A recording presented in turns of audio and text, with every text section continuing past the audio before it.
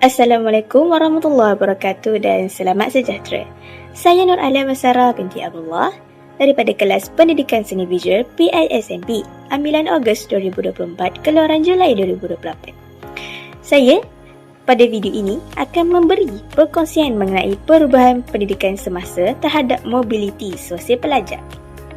Seperti yang kita tahu, sektor pendidikan sentiasa mengalami perubahan demi menyesuaikan dengan peredaran zaman. Oleh itu, mari kita menyaksikan video ini terlebih dahulu bagi mengetahui apakah perubahan pendidikan yang berlaku di Malaysia. Kementeriannya adalah memastikan pembelajaran murid tidak terjejas selain aspek kebajikan serta kesejahteraan semua pihak. Terus memastikan murid berkeperluan khas mendapat persekitaran pembelajaran yang selamat dan inklusif.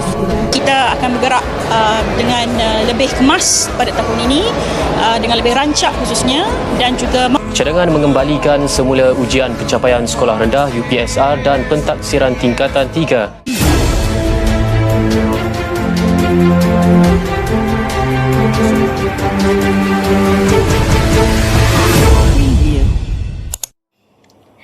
Berdasarkan video yang kita lihat sebentar tadi, kita dapat melihat pelbagai perubahan yang berlaku terhadap pendidikan di Malaysia.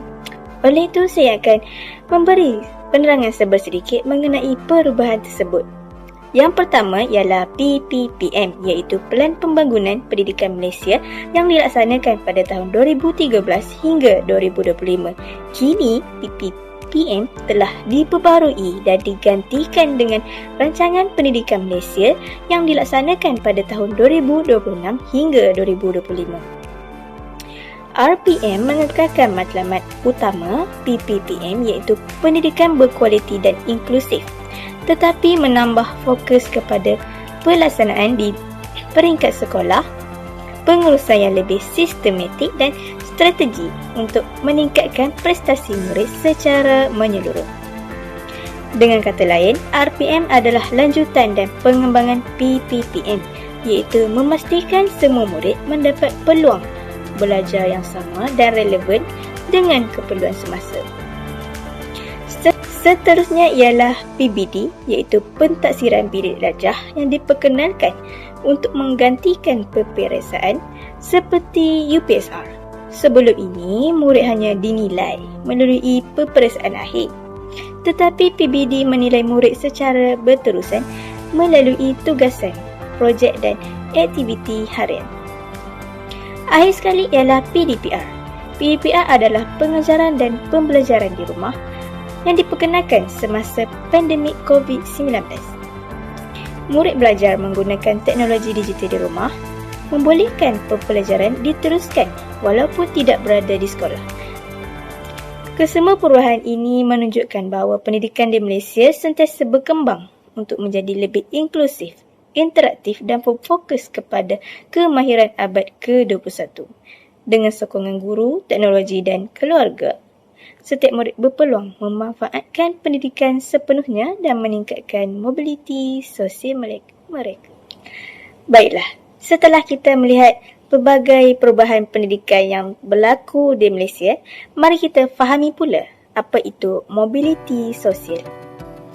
Mobiliti sosial merujuk kepada peralihan dari satu kelas sosial ke sosial kelas yang lain.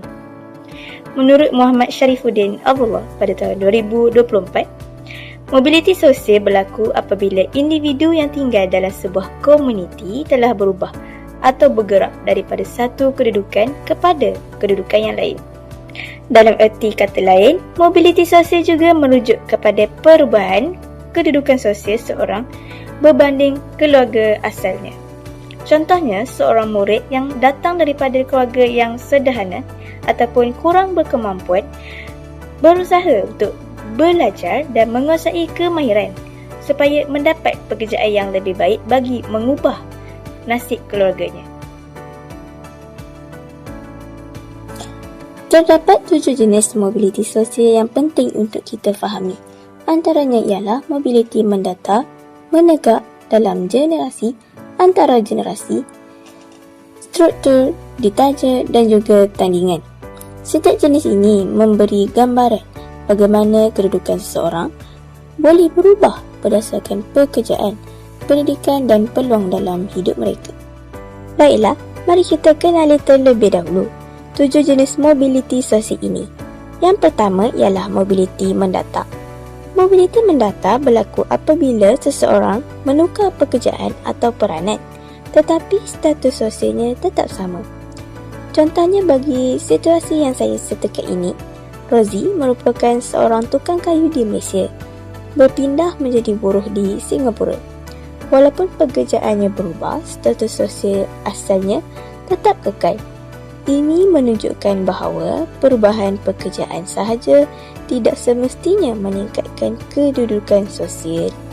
Yang kedua ialah mobiliti menegak. Mobiliti menegak bila berlaku apabila kedudukan sosial seseorang berubah, sama ada naik atau turun. Contohnya, seorang petani yang menjadi ahli perniagaan berjaya menaiki pangkat dan meningkatkan pendapatan serta kuasa. Ini menunjukkan positif mobiliti yang menegak ke atas. Namun, jika gagal, muflis atau kehilangan pekerja, ini menunjukkan mobiliti negatif yang menegak ke bawah. Hal ini jelas menunjukkan bahawa kejayaan dan usaha sendiri juga boleh mempengaruhi status sosial mereka. Yang ketiga ialah mobiliti dalam generasi. Mobiliti dalam generasi menunjukkan perubahan kedudukan sosial sepanjang hayat individu dalam generasi yang sama. Contohnya, seorang guru biasa yang dinaikkan pangkat menjadi pengetua. Dan juga sebagai contoh, seorang anggota tentera biasa dinaikkan pangkat menjadi sarjan. Hal ini menunjukkan bahawa dengan usaha, prestasi dan kesungguhan, seseorang boleh memperbaiki kedudukannya walaupun dalam satu generasi sahaja. Kita teruskan lagi dengan mobiliti sosial yang keempat, iaitu mobiliti antara generasi.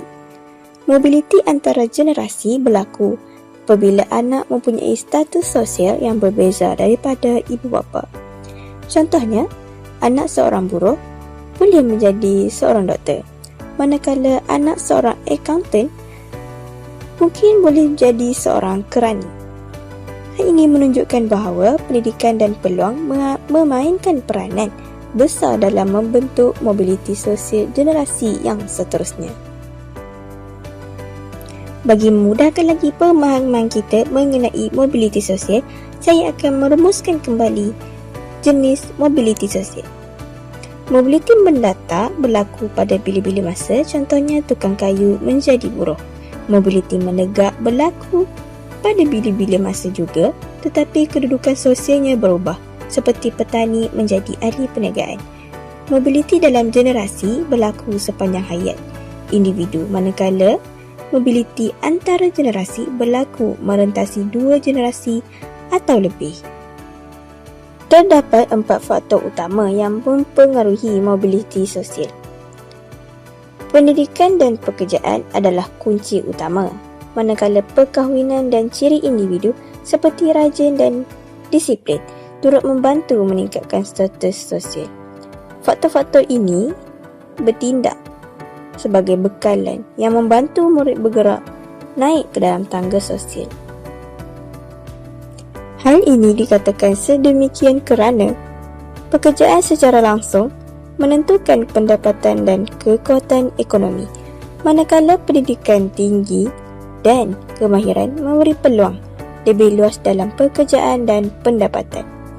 Gabungan kedua-dua faktor ini adalah asas bagi mobiliti sosial yang positif, kerana murid yang belajar bersungguh-sungguh dan mendapat pekerjaan yang baik mampu meningkatkan taraf hidup keluarga dan diri sendiri.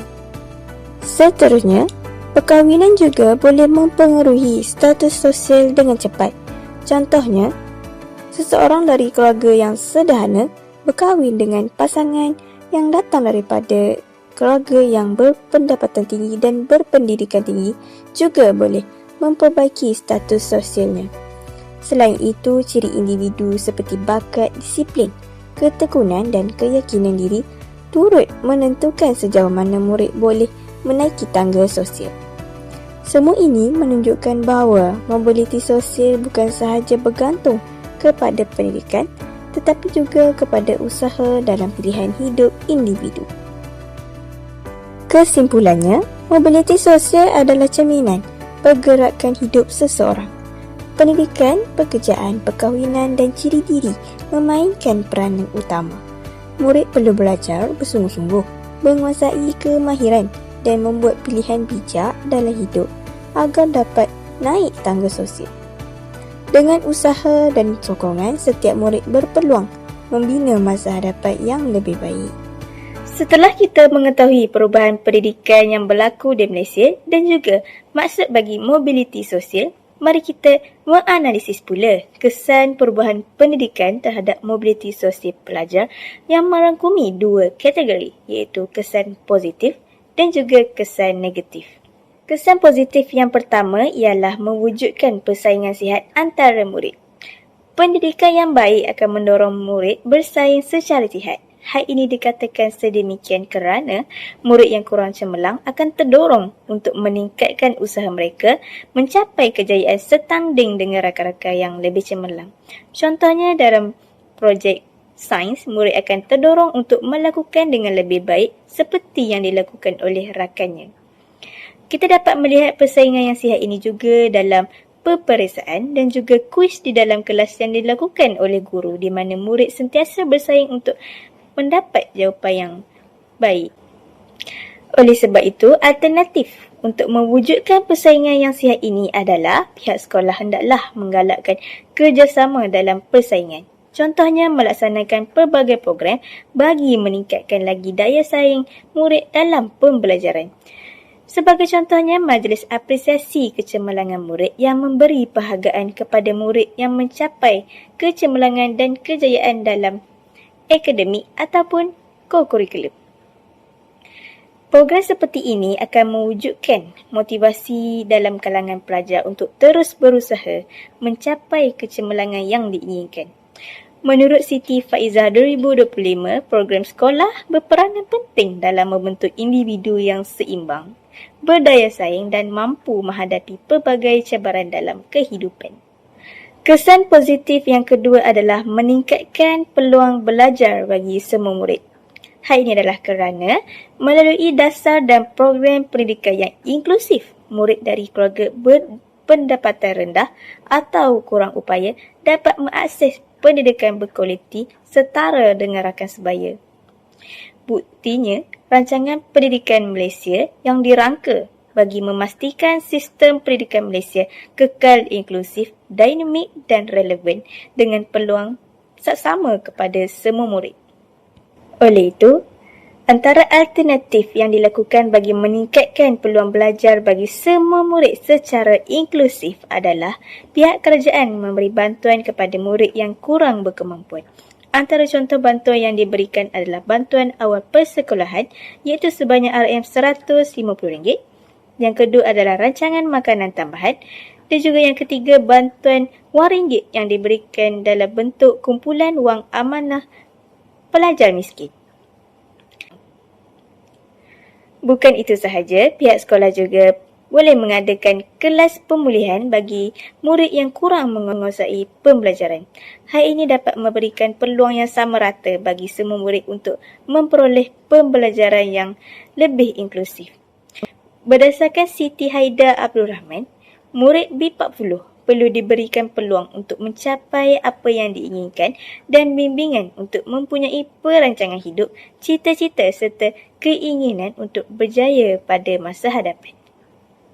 Kesan positif yang ketiga adalah menggalakkan kreativiti dan kemahiran abad ke-21. Murid didedahkan dengan kemahiran penyelesaian masalah secara kritikal sejak awal dalam pembelajaran sains, matematik dan juga reka bentuk teknologi. Kemahiran ini membolehkan mereka lebih bersedia menghadapi pendidikan tinggi dan dunia pekerjaan pada masa hadapan, sekaligus membuka peluang untuk meningkatkan status sosial. Hal ini bertepatan dengan kurikulum standard sekolah rendah dan juga Pelan Pembangunan Pendidikan Malaysia yang menekankan STEM, teknologi dan juga pemikiran teknikal untuk membangunkan kemahiran abad ke-21. Menurut Radiah Muda 2023, pendidikan STEM memberi penekanan kepada usaha menambah baik pemahaman murid tentang cara suatu perkara berfungsi di samping mengetengahkan penggunaan teknologi. Kemahiran penyelesaian masalah dalam pendidikan STEM ini kelak dapat membantu murid dalam kehidupan harian mereka.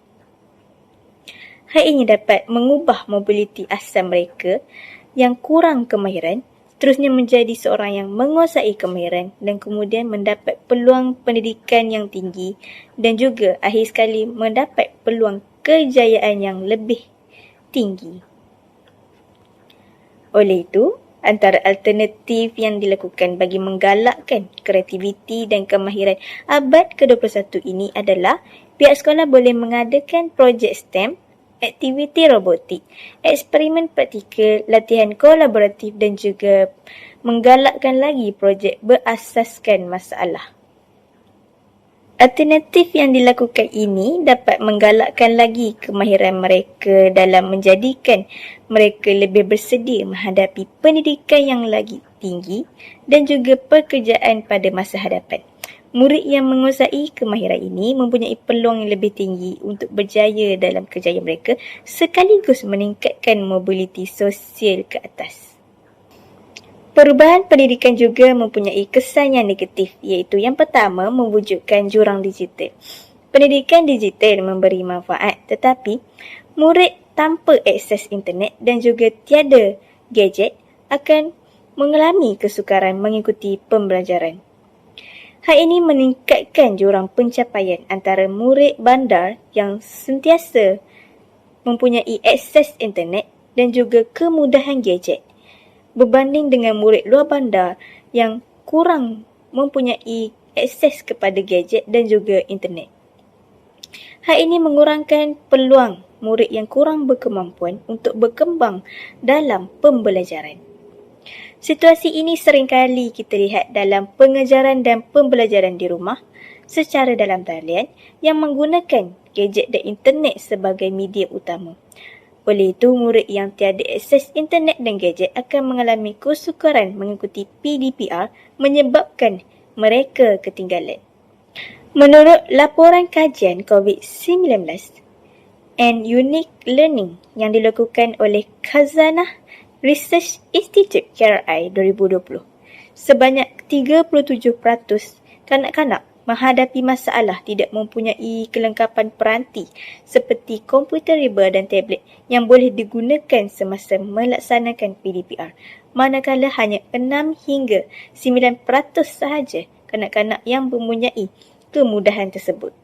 Dan pembelajaran di rumah PDPR menumpukan kembali perhatian kepada jurang digital yang wujud antara komuniti bandar dan luar bandar. Walaupun cara pengajaran norma baru ini membantu pelajar meneruskan pembelajaran ketika PKP, bagi pelajar yang tidak memiliki peranti atau sambungan internet, mereka akan keciciran.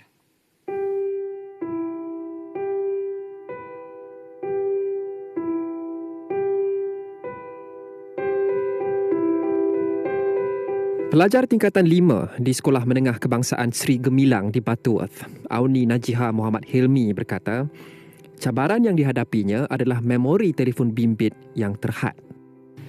Payah nak kadang cikgu buat Google Meet tu, kadang kita tak boleh masuk, kira-kira rugi lah, cikgu ajak kita tak faham kan. Lepas tu Oleh itu, antara alternatif bagi mengatasi jurang digital ini adalah kerajaan mengadakan saluran didik TV dan juga pengagihan pinjaman peranti seperti tablet atau komputer riba dan juga menyediakan lembaran kerja secara fizikal bagi memudahkan pelajar untuk memperoleh pembelajaran secara saksama dan juga sama rata. Kesan negatif yang kedua adalah mewujudkan jurang bahasa antara murid sesama murid ataupun murid sesama guru. Hal ini adalah kerana kurangnya penguasaan bahasa akan menyukarkan murid mengikuti pelajaran, memahami arahan guru dan berinteraksi dengan rakan atau guru. Murid yang lemah dalam bahasa akan berisiko ketinggalan dalam pendidikan dan juga peluang kerjaya. Manakala murid yang mempunyai kelebihan dari segi komunikasi bahasa akan kelihatan lebih menyelah berbanding pelajar biasa yang lain dan lebih mudah memahami pengajaran yang diberi. Antara alternatif bagi mengatasi jurang bahasa ini adalah kerajaan melaksanakan dasar mematabatkan bahasa Melayu dan memperkukuh bahasa Inggeris MBI bagi meningkatkan penguasaan kedua-dua bahasa. Antara contoh program yang dilakukan bagi dasar MBI ini adalah sekolah menyediakan kelas tambahan, aktiviti interaktif bacaan, permainan bahasa dan juga pelbagai program yang melibatkan penguasaan bahasa sama ada bahasa Melayu ataupun bahasa Inggeris. MBI merupakan salah satu langkah dalam melahirkan pelajar yang lebih berkemahiran serta mampu berdaya saing pada masa hadapan. Kesan negatif yang ketiga adalah menyebabkan tekanan emosi murid. Tekanan ini berlaku kerana murid terlalu fokus kepada peperiksaan bagi penilaian akhir. Mereka akan berasa takut, risau, cemas atau rendah diri kerana bimbang akan gagal mencapai pencapaian yang diharapkan. Oleh itu, murid yang tidak mendapat sokongan emosi atau bimbingan mungkin sukar bersaing dalam pembelajaran dan juga mengurangkan peluang mereka untuk meningkatkan pencapaian dalam mobiliti sosial mereka. Menurut Muhammad Tazli Azizan, pengasas sekolah Malaysia ada mengatakan bahawa pendidikan tidak seharusnya terikat dengan peperiksaan sebagai penanda aras kepada pelajar. Hal ini jelas menunjukkan bahawa penilaian pelajar tidak seharusnya terikat kepada peperiksaan akhir semata-mata. Sebaliknya, harus menekankan juga kemahiran yang lain.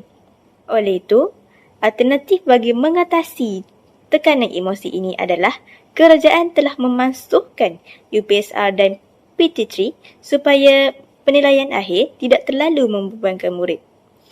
Penilaian kini adalah berdasarkan pentaksiran PBD iaitu melakukan penilaian secara berterusan melalui tugasan, projek dan juga aktiviti harian. Sehubungan dengan itu, seringan media sihat juga dilaksanakan setahun sekali terhadap semua murid sehingga tingkatan 6. Dr. Fauzia mengakui terdapat kaunselor di sekolah, cuma kesedaran dalam menggunakan perkhidmatan itu mungkin perlu dipertingkatkan. Pada masa sama, kewujudan kumpulan sokongan dalam kalangan guru serta kaunselor juga penting dalam meredakan masalah berkaitan mental dihadapi kanak-kanak seperti tekanan dan kemurungan. Menteri Pendidikan Malaysia iaitu Fadlina Siddiq ada mengatakan bahawa KPM mengambil pendekatan ini agar tumpuan pembelajaran di sekolah berasaskan inquiry, pertanyaan, eksplorasi, pengalaman, konseptual serta pentaksiran yang sepenuhnya melihat kepada pembangunan holistik murid. Kesimpulannya, perubahan pendidikan memainkan peranan penting dalam membentuk masa depan murid. Pendidikan yang berkualiti, inklusif dan berfokus kepada kemahiran abad ke-21 akan meningkatkan keyakinan, pencapaian akademik dan peluang kerjaya sekaligus membuka jalan untuk mengubah mobiliti sosial murid menjadi lebih baik.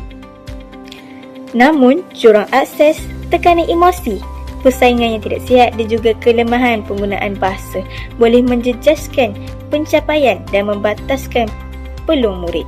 Hal ini akan menyukarkan mereka untuk meningkatkan status sosial. Oleh itu, keberkesanan perubahan pendidikan bergantung kepada pelaksanaan dasar, sokongan guru, teknologi dan bimbingan emosi supaya setiap murid dapat mengoptimumkan peluang mereka dan membina asas yang kukuh untuk masa hadapan. Akhir kata, setakat ini sahajalah penerangan saya mengenai kesan perubahan pendidikan terhadap mobiliti sosial pelajar. Saya berharap setiap pihak mampu bekerjasama dengan erat bagi meningkatkan lagi mobiliti sosial setiap murid bagi menjamin masa hadapan mereka menjadi lebih cerah. Oleh itu, sekian, terima kasih.